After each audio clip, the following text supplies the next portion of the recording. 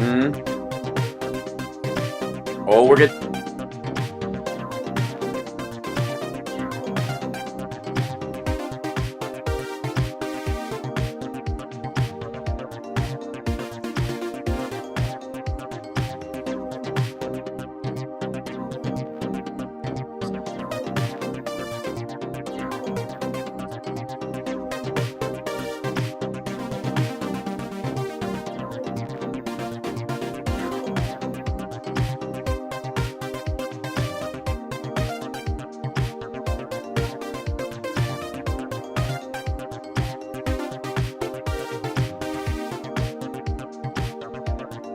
Okay, we're getting started in just a minute, people.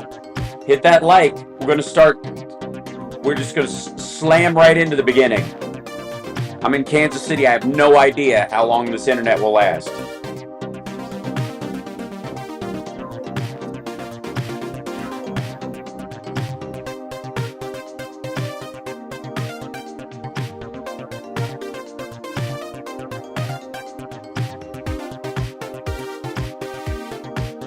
Well, let's jump straight in here. I'm Hal Sparks. Good morning. It's Hal Sparks mornings Mega Worldwide. It's Hal Sparks Mondays Mega Worldwide, the greatest live stream in the history of live streams. And my guest to continue that tradition is our dear friend Tara Dublin, TaraDublinRocks.com, at Tara Dublin Rocks on Shitter, and also hello to our lovely chat room this morning. Good, like because yeah, because Tara has gals and non-binaries and yes, whoever else might be in there. That's right. Yeah, I'm ready everybody to go. across the spectrum. We're all good. I know you're very excited, and you're very Portland caffeinated, which I think is fine spring water.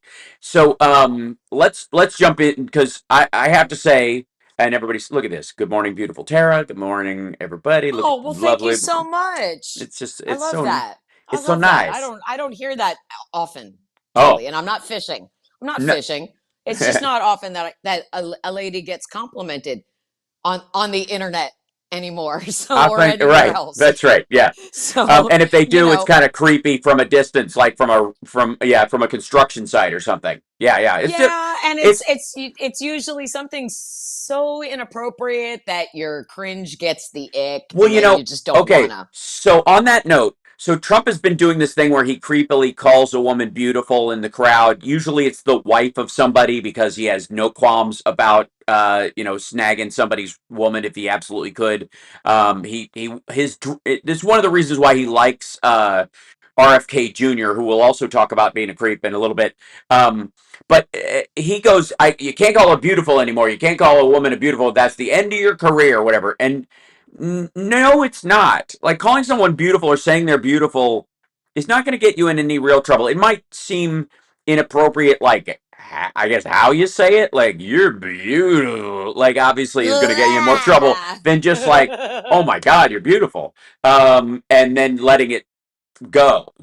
But if you're on about it a bunch, it would seem, that's when you get into some real trouble. But I don't think you get into any trouble calling someone beautiful at all. Again, I think it's how you do it. And I think largely Trump, when he means beautiful, he means fuckable. And that's all he really cares about, right?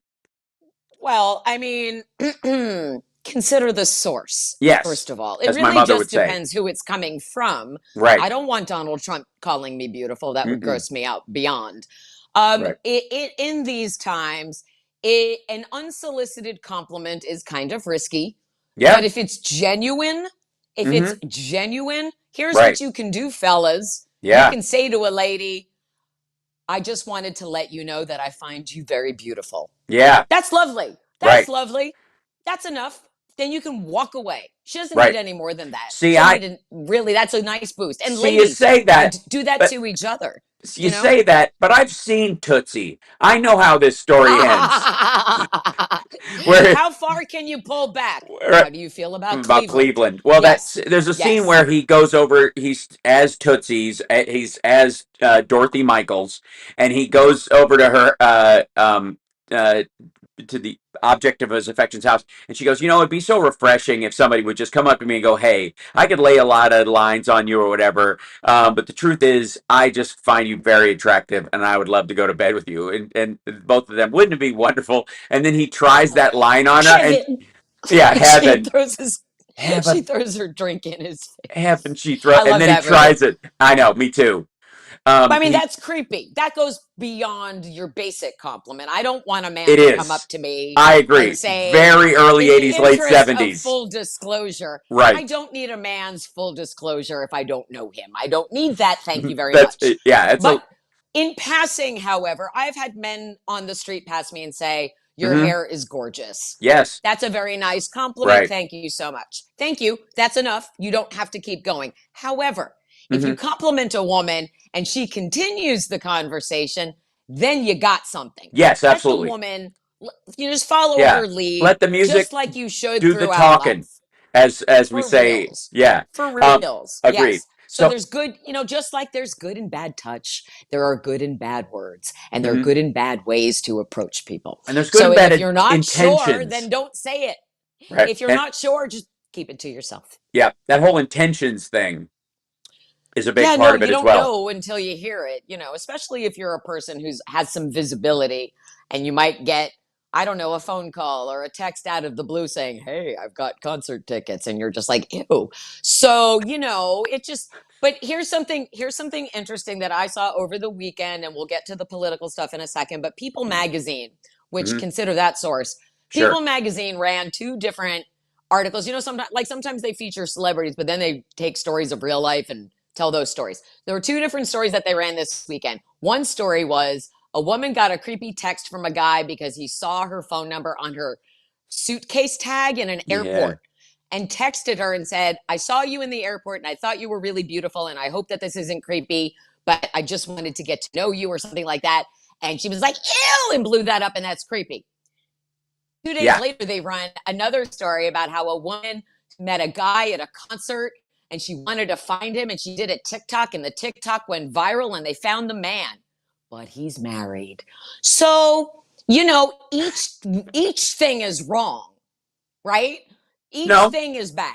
Uh-uh. Being a stalker is bad Yeah. regardless, Right. and doing that is bad, but it's but Well, I is that thought that the isn't that tone was different. crowdsourcing? Wait, that's crowdsourcing your stalking. The second one, the Yeah, that's TikTok, like, the help me first one, stalk this man. yeah, first one, no Here's this question. man. Isn't he pretty? Help. Yeah, And it's different from what like a guy like Tizzy does, where they find the bad people and they blow up a criminal and they get right, a criminal caught or a racist caught. That's different.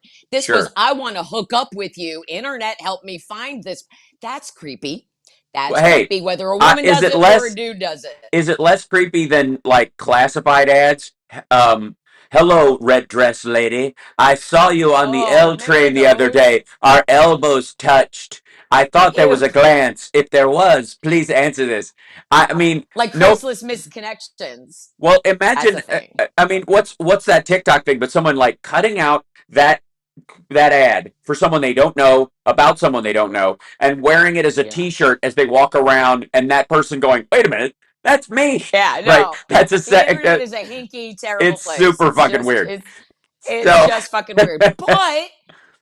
But we can also do fun things like talk to the kids and tell people exactly. stuff, like the truth and shit, which I Yep. like to do. I like to use the internet to tell people the truth. I That's what I insist. that's what I like to do. Yeah, it's a good I time. do too. And So, I have been noticing that there have been some throttling and some difficulty on like because like and again I get in these flurries where I post a lot or don't post at all on shitter because I have my feelings about it or whatever, and I have a bunch of stuff that I like. Especially now, as we get into the election, we get up and I've been building like these evidentiary tweets or whatever, and like half drafts are coming out, and I'm like, and if I try to back touch stuff, it will fill in the text or whatever, and then I'm like, it's no, fucking up cancel. bad. It's fucking up bad, and so Yeah. I had to like post and delete some stuff because as we get close to the election, I have like my own little October surprise things all planned out, and it's interesting to me that we now know, of course, Elon Musk and Trump are coordinating together, and of course, it's because not only does Elon Musk, is he engaging in illegal, campaign contributions by basically giving a contribution in kind to the campaign by just boosting everything he does and not boosting everybody else, which is illegal and a crime and is a violation of campaign finance law, because you can put a monetary value on that. What would you pay to get boosted in the algorithm for your campaign versus somebody else's if you're in competition with them? What's the monetary value? But the monetary value is millions easily, if not almost priceless. And therefore, especially if you're downgrading the other person, because you can't pay for that even in a normal marketplace. You can't go, hey, can I pay you to hide their tweets? Right? You can't do that. But that's what Elon Musk is doing on his behalf. Yeah. So and he's also been contributing to a PAC, conservative PAC that Stephen Miller runs from even before he picked up Twitter. And so for years, this has been in the works for years. Yes. And the reason Elon Musk bought Twitter was to help Donald Trump win this election. Yep. Period. With Saudi money, out of prison or something. Yeah, with Saudi money and money from God knows where else, maybe oligarch money. And it'd be great if anybody could, I don't know, anybody who oversees regulatory shit took care of this, or I don't know, arrested him for election interference, because he's also paying people $47 a pop to register voters or something, which is voter fraud. Yep. And aside from all of the other shit, that hinky shit that he's doing. Right. So, it's just so insidious. Yeah. And evil. And I really, really am tired of people fucking with our allegedly free and fair elections. I just am. And we know in advance that all of these people are going to try to fuck with our elections. Election interference is a federal crime. They all belong in prison. All of them. Every last one of them. And it's frustrating because, again, if Donald Trump's parents had only cared enough to teach him how to accept loss, this is not where we would be today. That's just a fact. Yeah. Well, again, it just is. It's just, it's part of it, but it's a huge part of it because he can't accept loss and he can't. His reflection won't allow it. And all of that his shit. reflection won't allow him to accept loss. His parents are in very little control of that. As an adult male, he's in charge of that in and of himself. I will say that. Yeah. What? No, go ahead. Oh. Well, it's just this weekend just showed us really who he was at his core. Right. We heard several stories this weekend, starting with Millie telling everybody that he's the biggest fascist in the world and such a huge threat to this country. We started with that. We found out that privately at a fundraising private dinner, he called Kamala Harris the R word. Yep. And just because he didn't do it in public on camera doesn't mean he didn't do it. He did it, and he's going to do it again. He's going to keep doing it. And that word is all over shitter right now. Everyone's using that word. And then the other thing that he did was he abandoned his people in the desert, in the dark, on a manure farm in California. There was his rally in Southern California on Saturday. Not at Coachella, by the way, just a few miles away on a former manure farm. Right. They held a rally that was not 100,000 people, because we have the pictures. Yeah. And people who went to that rally were bused to the location 5 miles away from their cars. And when it was over, there was like one bus. And then no other buses ever came. And these people had to walk 5 miles through the desert in the dark, late at night. No food, no water, no lights, no toilets, no guidance, no one from the Trump campaign to explain, to point them in the right direction. Like the Jews, they wandered in the desert. Now, they didn't do it for 40 years, but the irony of them wandering in the desert was not lost on this Jew. Sure. But what I'm saying is, it is a perfect metaphor for how Donald Trump will treat you going forward, and has actually always treated you, because there was that time in, I believe, was it Nebraska, after a really cold rally where he left people literally out in the cold. Right. Said, you got to fend for yourself. So basically, at the end of his rally, where he did a bunch of lying, and he threatened the crowd again, by the way, because he has this new trend. Have you noticed this, Hal? Yeah. That his new trend is, what city am I in? Hey, fuck you, Detroit. What city am I in? Hey, fuck you, Aurora, Colorado. What city am I in? Hey, fuck you, California. Right. Telling people, I'm going to cut off your aid if you don't obey me. Yeah. Okay, that's leadership. No. And then, so first you threaten them and then you abandon them. hmm but you're our protector. Fuck you. I don't think that you are in any way, shape, or form. One So okay, so that's the the news, rallies, fellas, in ladies. theory, the rallies are in the past. They are to rally the faithful, the really super excited voters, to go out into the world and bring in the half excited voters into the fold. So you get all, like in the past, what political rallies have been for. In reality, on Earth One, is that you get all your rally people in there, and then when they go out, they're like very happy to talk about what your plans are, who you're, before the internet, before all that stuff, before anything. That's what the goal of these things was. And now, Trump, first of all, the Republicans have no get out the vote plan at all. What they have is they put all the money that you would put into making sure people actually get out and vote into. They'll just be excited about Trump, and we're going to sue to try and get as many Democratic votes kicked off as possible. But the rallies themselves, his goal is supposedly get your people all excited and send them out to gather more voters. And instead, what he does is he just fills their head with borderline Alex Jones bullshit and racism, sends them out in the world, and makes them even more off putting than they were before, diminishing the vote. I'm in Kansas City right now, and there's Harris Wall signs everywhere when you're driving around. Good. And before, Good. during Biden, people were afraid to put their Biden signs out because because people are nuts and they will shoot at your house and all kinds of shit like that, and that's the concern. And now people seem to be like, almost taunting them, like, go for it, Yeah. asshole. At Yeah, this, because we know who you are. right, We know what you are. Donald Trump allegedly is holding a rally next week at Madison Square Garden. right, Nazi rally. It is very evocative of the 1939 Nazi rally that was held there. I emailed the PR firm that handles Madison Square Garden and Madison Square Garden management when I heard that story, identifying myself as a Jewish American mm-hmm, and as a contributing opinion writer at hillreporter.com and asking why. right. And nobody responded to me. No one responded to my phone calls. Well, No yeah. one has responded to my emails. First of all, is Elon Musk paying for that rental fee? Because Donald Trump's campaign can't afford to rent out Madison Square Garden. Yeah, that's the other, Period. yeah, Period. So that's I, part of it too. But we need to be yelling and screaming about fucking Nazis out there because that's what he's doing. I mean, there was a Nazi boat like somewhere in Florida yesterday that yeah. I saw the picture of, and it's like, here's proof I can't control the weather because I would hurricane that boat really fast if I could. Right. Hey, we can't control the weather, you guys. Nobody Yeah. can control the weather.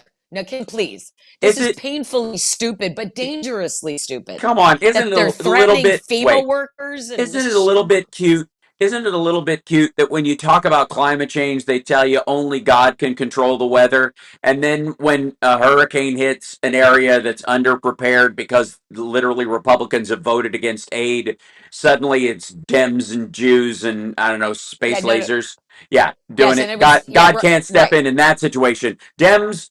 So it's, let me get this straight. According to maggots, it's Dem Jews and God, and then I don't know, car exhaust. These are I don't know, but that Soros money is fucking powerful. I guess It's just so. come. It's ridiculous. They're just Yeah. like the. It's just I Uh can. huh. No one can control the weather. Stop it. Right. Stop it. Come Okay. on, you guys. So Stop my it. favorite thing is, I don't know if you saw, Marjorie Taylor Greene dropped the receipts the No, other I day. saw. Yeah. No, I saw. She posted all kinds of stuff where the government has regulations that if anybody does figure out how to do it, or they attempt to do it through anyways, they're going to get fined for trying. That's my favorite part. Like, scientists went and went, okay, if you could, and by the way, acutely, you can do cloud seeding, stuff like that, but Oh that's my not, God, but that doesn't make a hurricane no, it does turn not. left. I mean, just Right. Christ on a cracker. Stop it. Exactly. That's the funny part. So, but she's like, because cloud seeding exists, all these other things must work equally as well, including like if you trigger a volcanic eruption with a nuclear bomb with the intent of changing the Earth's atmosphere, it's illegal. I'm just saying to anybody who's thinking about doing it, it's illegal. Don't do that. There was a community note on her tweet that was Oh my longer God. than her tail. Yeah. It was ridiculous. Like, come on. please don't. Yeah. And what's really bad, I mean, aside from the fact that they're blocking FEMA aid in North Carolina because Yeah. there's apparently like citizen militias walking around for some reason Right. blocking aid to people in need, which makes no sense. Right. They're also there's a female meteorologist who's been getting death threats because she told the truth about how hurricanes work. Right. What? Why would you Well, threaten somebody who's just telling you about the weather, you fucking idiots? this Why is aren't you mad at Donald Trump for this lying to is more you? Alex Jones damage. This is I know. Alex Jones is right now to FEMA workers what he was to Sandy Hook parents and their dead kids. Like he set, if you'll recall, there was this whole big thing after Katrina, especially that, and I've tried to explain this to people around them, and for some reason, it takes with people who already are smart, and everybody else seems to lose it. But the after Katrina, when there were a lot of bodies because of the unfortunate nature of that. They had body bags like we have always had body bags, okay? And there were so many dead bodies at one point that some of the ones that were stacked squished the other ones, right? So FEMA and the federal government decided, okay, no more body bags. These are American citizens. You should be able to get back your family members' remains intact as best we can. So they made these giant Tupperware storage container things that are coffin size so that, and they can stack them and have them in warehouses in case, God forbid, something like this happens again, so that at least people can have an open casket funeral if they want to for their poor dead relative who died in a hurricane. It's thoughtful, it's smart, it's America first, all that shit. And what did Alex Jones do? He told everybody those are FEMA coffins, and they're going to round up conservatives and put your dead body in them, and they're planning on this massive thing. Now, by the way, they're not coffins at all. They're transportation. You still got to buy a coffin to bury your relative and all that kind of stuff. These are just temporary. Now, afterwards, they melt them down and make new ones because nobody wants to reuse one of those things because also. But since that time, since that whole these are FEMA coffins, and they still exist, and they use those things now instead of body bags, since that time, Alex Jones followers have been under the belief that FEMA is some sort of like UN controlled, like first strike force that moves in and like, hey, one of the greatest ways to kill Americans is if they're already dead. And it's the weirdest fucking thing. And to like starve them or don't let them have stuff. And so what are his dudes? These guys all are big Alex Jones acolytes that are walking around. These militias, they're Trumpies, but they're also Alex Jones acolytes. They're walking around like threatening FEMA people with guns that are bringing aid to the very people that they're cutting them off from. It's the exact kind of thing that leads you to be in a manure farm north of Coachella, in 100-degree heat. It's ridiculous. And one thing that was happening on Saturday night after the Coachella thing is that there were people who were honestly reporting what was happening in the moment, like Trump people. MAGA people are tweeting, this is where we are, this is what we're doing. And other MAGA people who weren't there were like, fucking delete your account because it was making dear leader look bad. Right. Like this guy was bullied by his own MAGA people to delete all of his tweets about it because they didn't want people knowing about it. And it's like, well, screenshots are forever, friends. And so we know. We have video of them wandering around in the dark. They're crying babies. People bring their babies and small kids to these things. And then so again, there is no humanity coming from the Trump campaign whatsoever. Right. If they can't make it any more clear that they don't give a shit, how else can they make it more clear? How can they? They have physically abandoned you again. Again and again. And instead of taking any responsibility, they just move the goalposts to the next thing, which is telling you what? That Democrats are controlling the weather only in red states so you can't vote. What? Right. Yeah. What? Which, by the way, especially, apparently, especially in North Carolina, which we have a chance of winning, but in areas where the people that we would have the best impact with live. Right. Or apparently it's not an issue in any of the other.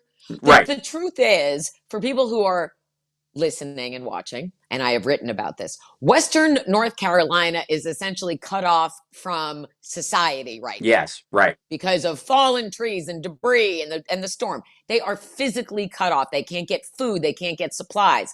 And most importantly, they can't get to the voting polls. So if they can't get to the voting polls, then they need to be able to get their ballots, because every registered voter is entitled to a free and fair election process, Right. without obstruction, without intimidation.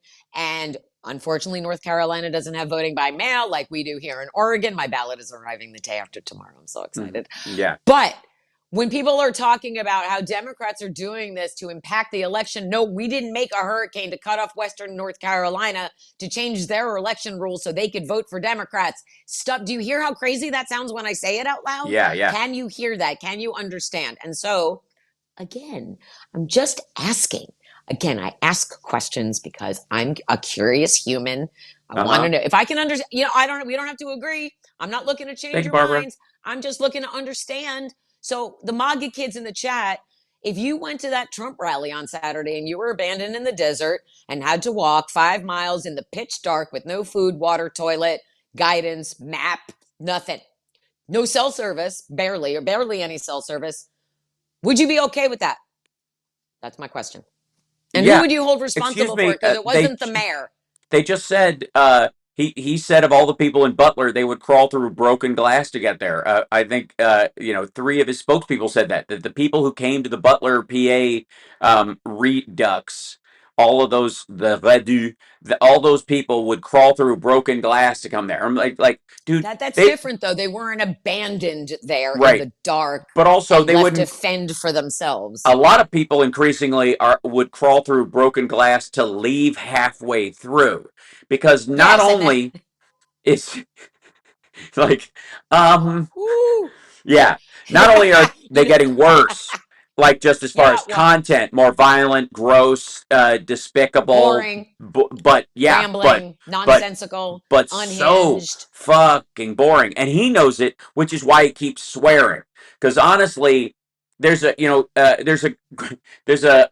rat song that I enjoy very much, but at one point there's a line in it where it says, "Sometimes you're just a pain in the ass," and then right after it, the guitar player goes, "Wee!"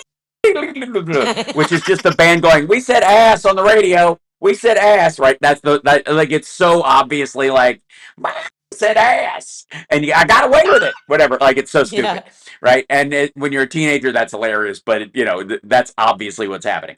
The same thing is sort of true with Trump. Like, he's just trying to make this lame song interesting. He's trying to kick, and it's not working. So he said, he keeps saying jails and prisons and mental institutions and insane asylums.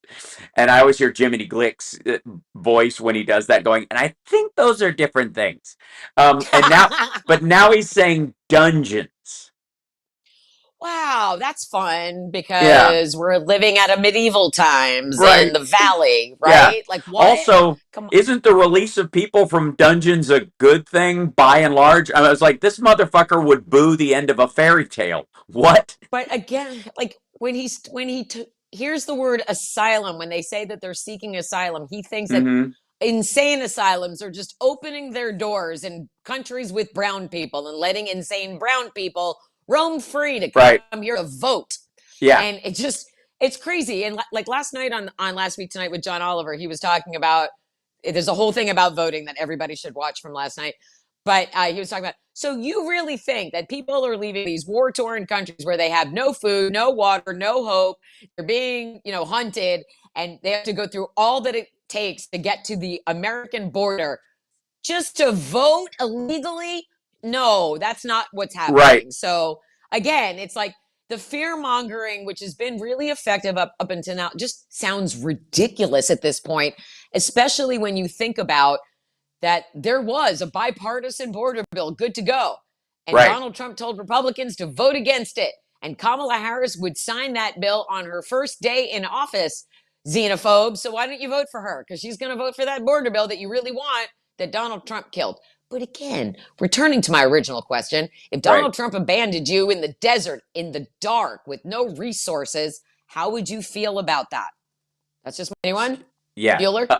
Nobody knows. That's the question. It's a straightforward question, because again, if I can understand the why of somebody, I can be like, okay. Because again, sometimes it's a cult is the answer, but sometimes there's actually an answer. And so I'd like that answer, because I'm telling you right now, if I went somewhere and somebody treated me like that, I wouldn't be inclined to feel so good about them. Oh my I God. don't enjoy being treated badly. If I a don't. band did that, and just ignored it or something like that, if a venue did it because they were, there was a festival there and the whole thing broke down, like the Right. Yelp If it reviews was the by the proper Coachella that's right. festival and they Yeah. abandoned people. Yeah, the Yelp reviews alone would make the company come online and do a big mea culpa and all that Exactly. kind of stuff. And Trump instead, what does he do? He goes online and on like in 2 interviews since and says we had over 100,000 people. Okay, Grandpa, No, no, you you didn't. did not. Okay, first of all, Butler, PA, the venue that they had, the area of, and it's not even a venue, it's an area of ground, it's a chunk of farm max, if you jammed every human being you could find in 10 counties around into that space, like it was a fucking Guinness Book of World Records competition for how many people you could place on that ground, it would be 30,000. And that it includes, you'd have to take out where the press block is, you'd have to take out sections of where the stage is, and you'd have to take out all the chairs so everybody could just stand there. It would have to be personal one-to-one density. 30,000 people would be the max you could fit into that space. Okay. It's nowhere near full. Even the area with the chairs was sparse, right? They'd thinned the shit out of that. I don't know if it was just because they were being extra cautious about security and they didn't clear people to go into that area. And we'll get into the third assassination attempt storyline in a second. Which Bullshit. shit. Right. Yeah. I mean, they're just trying to goose this nonsense. But there was an AI head count, which is super easy to do these days. Like it's the easiest fucking thing, and it's about 21,000 people. Was it bigger than the first crowd there? Yes, but that's because all So what? the maggots from other states drove up for this thing because they're insane. But you know how many times those people get to vote in Pennsylvania? Never, not once. You know Yeah, how that's you right. know how many times they get to vote wherever the fuck they live? Once. That's it. One I time. don't care One if they go to time. 200 fucking rallies and they've got every single hat from every venue they've ever been at and all the Doesn't t-shirts. matter. Doesn't fucking matter. And Trump was saying about the Madison Square Garden thing you brought up, he keeps saying sold out. We sold these things out in minutes. We're sold out. And most people, like Coachella, he even said this. You need a guitar. I'm like, okay, first of all, you're not playing the real Coachella. You're near there, so simmer the fuck down. But also, it's free, you dumb motherfucker. It You doesn't didn't cost. sell You didn't shit. sell shit. You're not selling anything. All right. So the other thing too is this is part of his nation in decline stuff. Not only do his maggot fans have the means and wherewithal, thank you, Joe Biden, to drive across the country or from wherever the fuck they are out in the middle of nowhere to go see one of his rallies and get stranded there and buy a bunch of fucking dumb shirts and flags and all that shit. But I guarantee they've been to at least one pro or college football game in the last 3 months. Guarantee, if not multiple ones. And Summer and Ethan went to see the Steelers, and she got like decent tickets down front through like third hand through somebody who owns them, who sells them to their friend, and their friend sells them low end scalping. And it was like $400 a ticket for 2 tickets, right, to this thing. But the Steelers are in town, and this is the one chance they get to see them all season, so here they come. Okay. Um, the stands were fucking packed at Allegiant Stadium where the Raiders play and where this game was. And the nosebleed seats in that fucking place are a minimum $100 to start with, and then they're resold. So sometimes you're buying rows of them, people just to bring their friends to these particular games, because rather than if you're going to go to a road game, you go to Vegas and you can do all the other shit. So the average is a person in Vegas spends $1,000 a day while they're there, if they're not a big gambler even. Mm.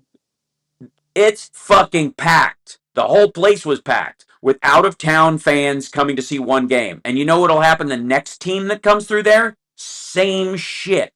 And it's not like the Rams where people are driving in fucking 4 miles and then driving home that night rather than stay over Mm. and saving a bunch of money. People are fucking, they're kicking out cash right now. So yesterday, I'm in Kansas City and my kid is growing. I'm very proud to say. And so he needs new shoes. So we go and look at some shoes, and at one store, didn't find anything we liked. So I was like, there's a mall nearby, so we'll go to the mall, and there's a GameStop in there, and I can lure him with the GameStop into the clothing sales situation, which is what a mall is honestly for if you have children. It was packed. I have not seen a mall full of people since, I don't know, fucking what, 2010, 2000, well, no, Really? 2007. I mean, Like pre-pandemic for sure. pre 2008 in some Yeah. cases. Wow. Wow. Like there's definitely action there. People are definitely, they sell enough to stay afloat. But Yeah. it was like movie full. Now, granted, Wow. it's a Sunday afternoon, but still. And like I was genuinely astounded. I was like, this whole country in decline horseshit has got to be falling on deaf ears. We're It's not declining. That's the no, point. right. We're kicking ass, and that's Yeah. that's the problem with the corporate media is that they don't tell that truth enough because it's not that sexy, and I don't know why. I mean, as an American citizen, I feel really good knowing that the current administration brought this country back from the brink of Yes. disaster to the point where we Right. are now bringing up other global economies along with ours. Inflation is currently 2.4%. It was 6.7% when Trump left office. Yeah. Trump lost 2.7 million jobs. Joe Biden has created, I don't even Yeah. know what the number, it's like something like 17 million jobs at this point. Yeah. An 18.2 or something. The So Dow far. keeps closing at record highs under Joe Biden. So does the NASDAQ and the S&P. And they're usually in competition. Correct. Usually, if the NASDAQ is up, the Dow is down because it's a lot of this, like, guys chasing, like, day traders usually will go, oh, shit, people are going to tech stocks and that kind of stuff. So they go to the S&P, the NASDAQ, or they go back to the Dow for the staples if things are looking bad or whatever. All of them are rising at the same time because bottom up and middle out actually does work for everybody. And it's also you'll see a different feeling in the economy and the national feeling since Kamala Harris became the nominee, Yes. where their sense of joy and optimism has seeped into the culture. Yeah. And we're seeing it. You're seeing it in Kansas City. Yes. I'm seeing it in Portland. People are checking in from all over saying there are Harris Walls signs in places where you wouldn't expect it. Florida is in play, Georgia, North Carolina, all of these states that everybody's like really stepping up, and they're finally, I think it comes down to finally seeing the glaring differences between the two. Mm-hmm. So, and also just looking at your quality of life. If Donald Trump is yelling and screaming that America is on fire and in decline and everything is horrible, but you look at your own life and you're like, well, actually, that's not true because there's gas in my car, food on my table, a roof over my head, and clothes on my back, and a little bit extra so we can have some fun at the end of the week. And so and I also think like since Trump became this blight on our country, people are like afraid to enjoy themselves. Like yes. We're not allowed to have fun. We're not allowed to enjoy. We're not allowed to express ourselves happily. We're not allowed to brag that we had a good time. Kamala Harris isn't allowed to sit down and enjoy herself in an interview because of the hurricane. No, that's not how life works. Yeah. So it's all about staying in the reality of where we are. Well, if you're and selling looking at misery, where we are for real. If yeah. you're selling misery, I want to know why anyone would want to buy that. Misery is a choice. This is a choice. And the bullying is really at the root of it. Donald Trump is a miserable human being, and he wants everyone else to be as miserable as he is. Harris Walls are happy, joyous people. Loving, happy people. And every time you see them go into a city, there's Kamala Harris hugging a child, or Tim Walz hanging out, or Tim Walz went into the World of Warcraft land. Yeah. He went on Twitch and hung out with the gamers, right? Yeah. Yes. So like they're going to where the people are having fun. And people complaining about them not going to traditional media, fuck you. She had a great time on Call Her Daddy. She had an awesome interview with Howard Stern. She had a great time with Roland She's going Martin. on, we now know she's going on Brett Baier. She's going to do an interview on Fox News with Brett Baier. It's going to air delightful. On Wednesday. I love that for her. That's great because guess what? The truth is the truth no matter what streaming platform broadcasts it. Walz is doing it, and Pete Buttigieg is going there, and Trump is afraid to go And you could say, like, Anywhere. if you want a 1-to-1 MSNBC to Fox, let's say, and I don't think they're equivalent at all, but because Fox is straight up propaganda, and MSNBC leans, I think, emotionally Democrat because reality does too.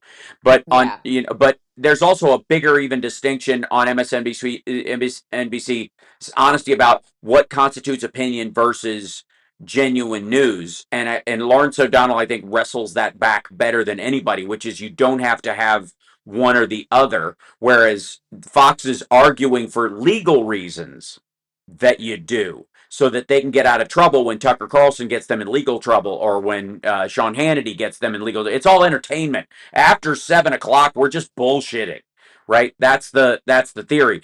MSNBC doesn't have to do that. They can stand by what they say. Fox can't. It's also why she's doing the interview with Brett Baer, who's on before that 7 o'clock hour, because Right. this ain't And that's entertainment, man. so This is smart. serious. It's so smart. So and Trump won't do it though. Trump will not. He's not going to go on Not if he knows MSNBC he's now. going to be fact checked. And if she goes That's on why. Fox on Wednesday, when she goes on Fox, what I want everybody to do, because they're going to say, Brett Baer was a fucking rhino, and they're going to say that she bombed, or that he nailed her, or that blah blah blah. There's all this bullshit they're going to talk about. It doesn't fucking matter. The whole conversation should be about how Trump is too chicken shit to do an interview with I don't know. Let's 60 minutes. Chris Jansen, fucking Katie Tour, anybody who'd be kind of almost soft on him. He won't even go on. Mitchell. Right. Andrew Mitchell would sit on his fucking lap and conduct an interview, and he still wouldn't do it. Right. Exactly. And I cannot get that image out of my mind. Thank you. Now I need steel wool. By the way, for those that don't, true. Those that don't know, Andrea Mitchell is married to Alan Greenspan, and I don't know why that isn't older than God. Yes, right. And was the Fed chairman, for a good long while and stuff. So that she's a Republican. She is, yeah, absolutely. And he still wouldn't sit down with her for that kind of stuff, because it would take her forever, but she would manage to ask him occasionally a hard question. And maybe. Look, if Maria Bartiromo can, and I'm going to cover that this afternoon or later tonight, depending, because I have parent-teacher conferences tonight. So my afternoon show will be at a different time slightly, because I've got parenting stuff to do. But I'll do it after, when I come home, and I reward my son with putting up with my stuff by letting him play VR for a little while, so he can while I'm being loud on the computer. But like Maria Bartiromo had him on, and she explained the tariff thing to him, and he's like, "No, he still didn't get it. He's never going to get it. He'll never get it." Because and I'll tell you why. Here's what I think. I think that he and his ilk fight. I mean, he doesn't pay income tax anyways, but he doesn't want to do it. And there's a big Peter Thiel, Elon Musk crowd of people who want to get rid of the income tax altogether, because it equalizes the cost benefit analysis of the American taxpayer. So the way you could look at it is like, if there's a fare and the rides in the fare all cost something, right? And to get into the fare is free for everybody. The rich person gets to ride more rides, essentially. But if there's a ticket price to get in, and the ride still costs a little bit, but the ticket price is in there, and the ticket price is on a sliding scale based on how much you have, then poor people could come in and ride the rides, and it still costs them a portion of whatever they would want to dedicate of their effort and stuff to do it. But rich people wouldn't be able to buy their way to the front of the line and all that kind of stuff. Okay, that's income tax. The tariff thing is, the rich people are already inside the fare, and you have to pay to get in, and everything that gets in costs you money, but they get to have it for free. And there's a reason why robber barons loved the tariff stuff. That's why we had oligarchs. That's what they were. That's what robber barons were. The American word for oligarch is robber baron. And the robber baron era was all about that. It was like, shit, I have to pay an income tax, and you fuckers, if I want, I could just jack up, I can pass on whatever costs the government does. Well, what happens if I get in league with the government, and I can price fix the tariffs? I can lower the tariffs on my shit, because that's my buddy, but I can keep my prices the same because people are used to paying for them. Instead of passing along the savings to the customer, I just keep my price there. And then if my competitor is bringing in the same shit or whatever, you could put a strategic tariff on some element of what he brings in to make his prices go up so that I benefit. That's what happened. The other thing, too, is 2 words, fuckers: trade embargo. If at any time, you are at war or at conflict, and a bunch of countries decide all of a sudden to make a trade embargo, I would like to remind you that in the case of where your entire country runs on tariffs, they dry up fucking instantly. Remember the oil embargo of the fucking 70s, which cost Carter his presidency in many people's minds and had people standing in fucking line forever at the gas station? Imagine that with all of your consumer goods that come from outside the country. He'll never get it. He'll Never. never get it, and it's so frustrating. It's frustrating watching. After Right. a while, I don't necessarily feel bad for people who continue to support him, but at the same time, I do feel badly for them because they have just been duped over Right. and over and over by the ultimate con man in an empty suit. He's an empty shell in a suit that doesn't fit him, and But he is. It's so Peter Thiel frustrating. is so Peter Thiel is. I don't know if you know about zombie ants. Oh, The whole story about zombie ants where there's this fungus that the ant eats and then it crawls through their brain and it basically like it makes them it's spread through bird poop, the fungus. So what it does is it takes control of the ant's brain, makes it walk up to the top of a leaf and just sit there, and it can't leave. And then a bird will come by and grab it because it's right there. And then it gets sounds like that. okay. Sounds very Trump very close to that. Trump is the zombie ant. Peter Thiel is the fungus.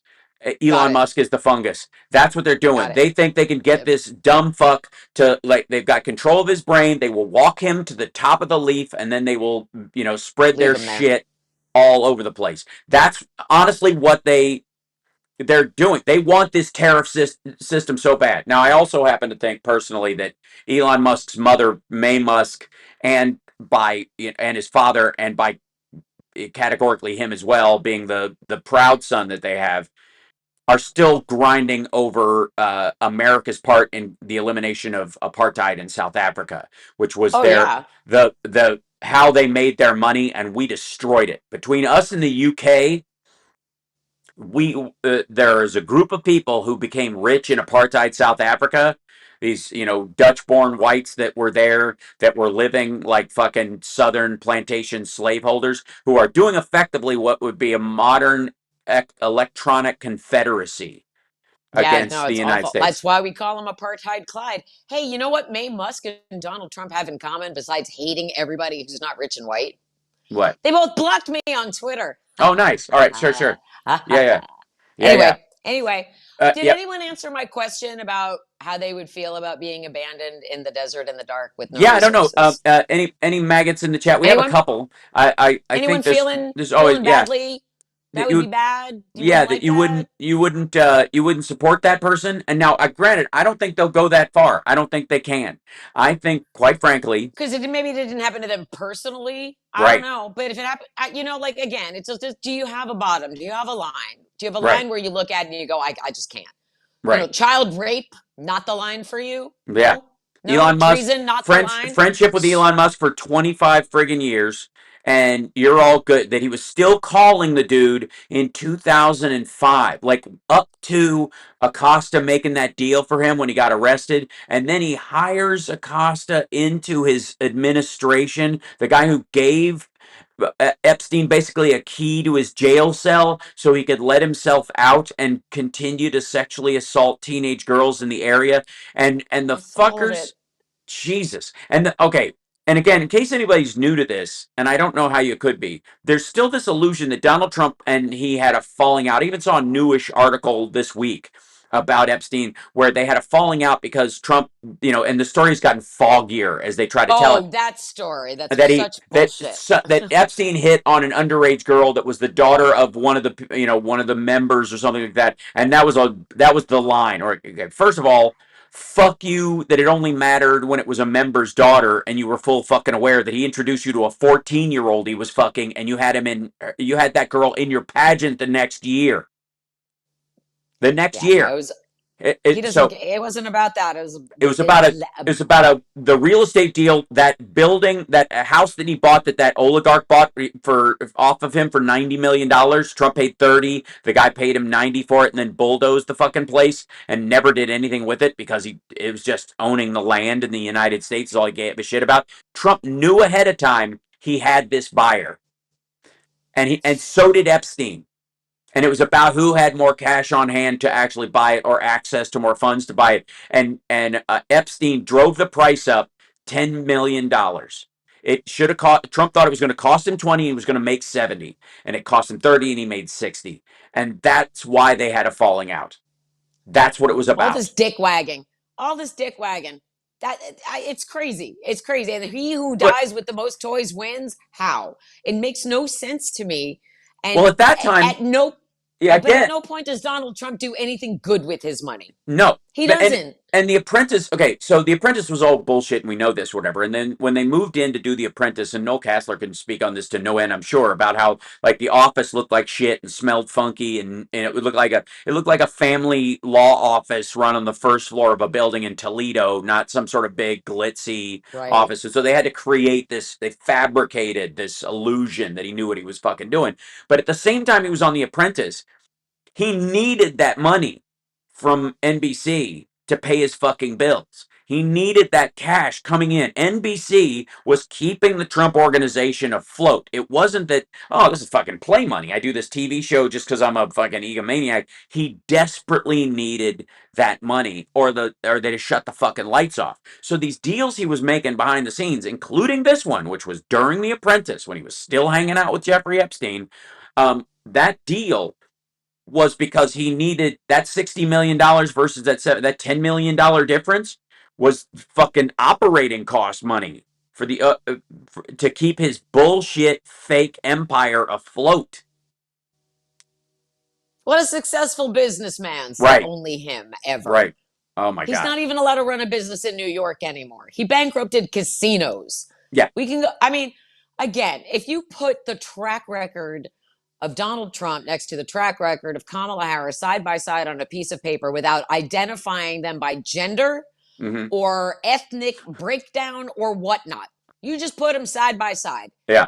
In column A, here's a person who was a prosecutor, an attorney general, a senator, and the vice president of the United States. Right. In column B is an adjudicated rapist convicted felon of facing sentencing on 34 felony fraud charges in 6 weeks. Right. And that's not even the end of his criminality. Oh, it's Would not you even have the him start. over for dinner? It's the start. Would you have him over?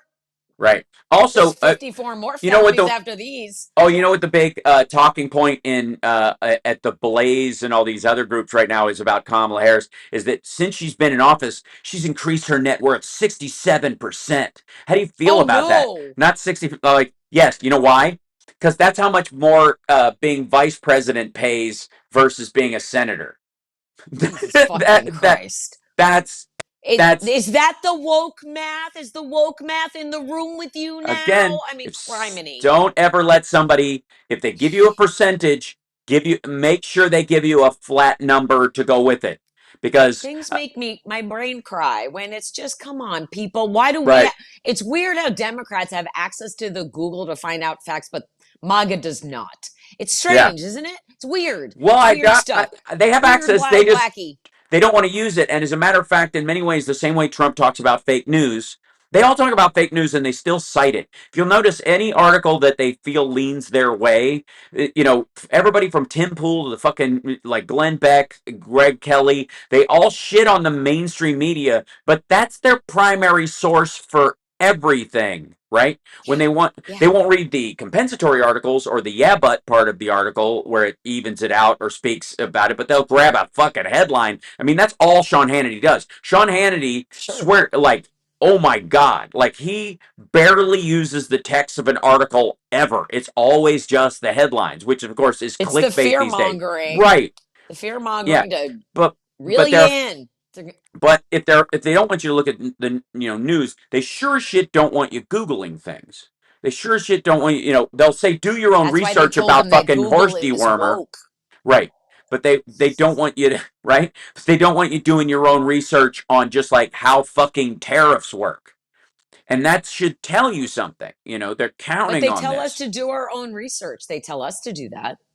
Well, right? if you do your own research, you'll find out. Well, Shut up. you know what? I'm a big fan of doing my own research. However, what they really mean, can I just say, when they say do your own research, what they really are saying is do your own reading, because you're not research is the conducting of experiments and the comparing and contrasting of results in that, or compiling different veins of knowledge into a single vein of knowledge. That's what research is. Reading is not research. Reading up on stuff is reading other people's research. And when they say do your own, what they mean is go find the wacky book and read the wacky book that no one is citing because it's fucking wacky. Can I just say that RFK Jr. is an expert on nothing. Nothing. Nothing. Except being insane. That dude I'll tell you this. doesn't know shit about shit. He might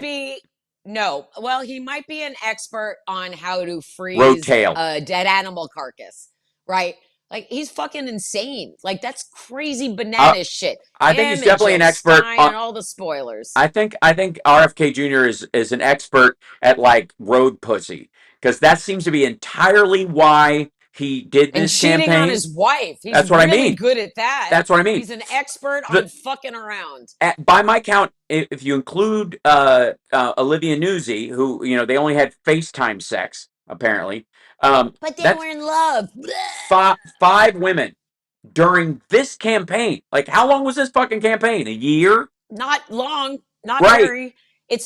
He works out wearing jeans and no shirt. Everything about him is cringe. Everything. I said this weekend at Sexy Liberal, and I don't know why this image popped in my head, but it's never going to leave, is that RFK Jr.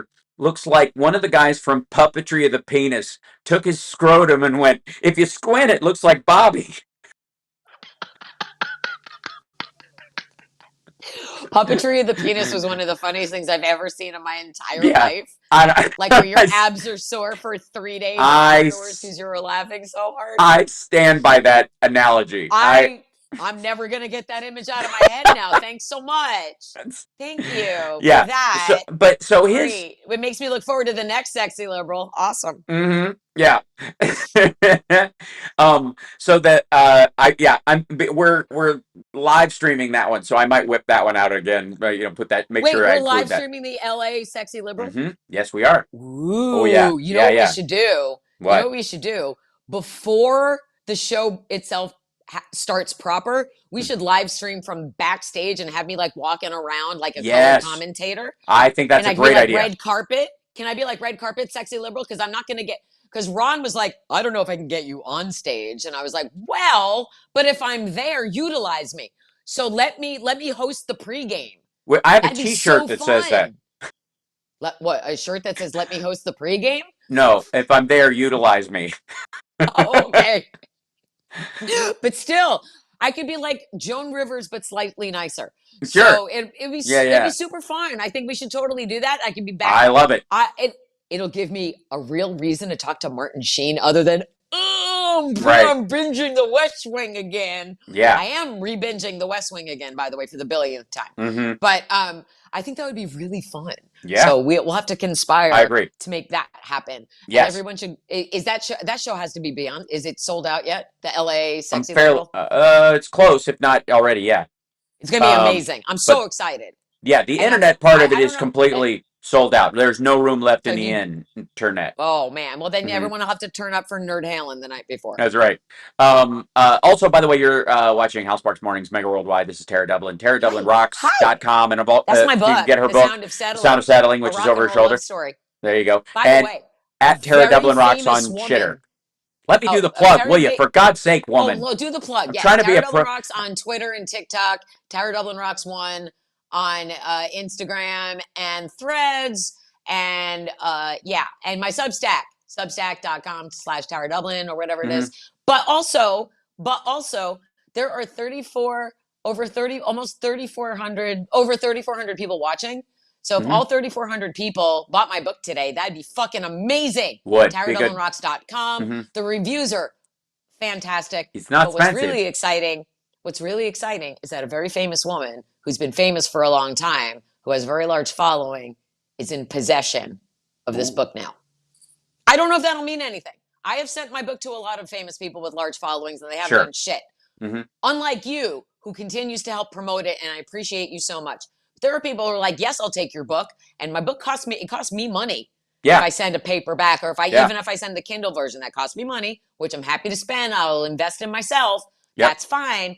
But if I give you my book, there's at least tell people about it. You know, like, hey, this one is next on my to be read list. Or I'm so excited to read Tara Dublin Rocks' book, The Sound of Settling. Somebody tweeted yesterday because they're making yet another version of Pride and Prejudice for Netflix. Why? I don't know. So somebody tweeted in all caps, there are other books. And this great woman named Jennifer Kaufman, who has read my book and is going to write me an amazing review, responded saying, well, I've read these 3 books, including Tara Dublin Rocks' The Sound of Settling, which would be an amazing streaming series for Netflix. So let's make that happen. Yep. We have to get me signed. We have to get me the proper book deal. I'm exhausted. So 3,400 people are watching right now. Yeah. 3,400. Even half those people bought my book, I'd be delighted. So if you're watching this and you can see and those are just the people in the chat, by the way. That's the number. Yeah. Those are just that we know of. Yeah. But everybody who can see and hear us right now, because I'm seriously, the liberal accounts on Twitter are being suppressed beyond what's acceptable. Yeah. Mark Cuban needs to buy Twitter. Anyway, but because I'm being suppressed there, people who are watching this now can do this girl a solid today. Mm-hmm. And that's a good thing. Let's be supportive of each other. So if you buy my book today, that would be wonderful. And please let me know if you do, because I will follow you back on Twitter if you let me know that you bought my book. And then if you know that's really important. So here's the thing. Here's a nice way that you can help me today. You can also help HAL, subscribe, like, and sign up, and make sure that you listen to his audio podcast, which we're always supposed to push. Yeah. Ron wants us to promote. That's right. HAL SPARKS podcast, Mega Worldwide. Mm-hmm. Do it. Do it all. Do it all. Yeah. Support us good people who consistently tell you the truth. This is a non-political book, by the way. It's a rock and roll love story inspired by my real life meet cool with Dave Grohl back in 2001. And it's super fun and everybody loves it. So if you're hearing us, seeing us, TaraDublinRocks.com to buy the book. Equally, if you don't want to buy a book, I do have a Venmo. So you can take the equivalent of what the book would cost and drop it into my Venmo. Why not? Be supportive. Converse also, I will accept this as well. The Kindle version is $9.99. It's free if you have Kindle Unlimited. But the Kindle is $9.99 and the paperback is $15.99.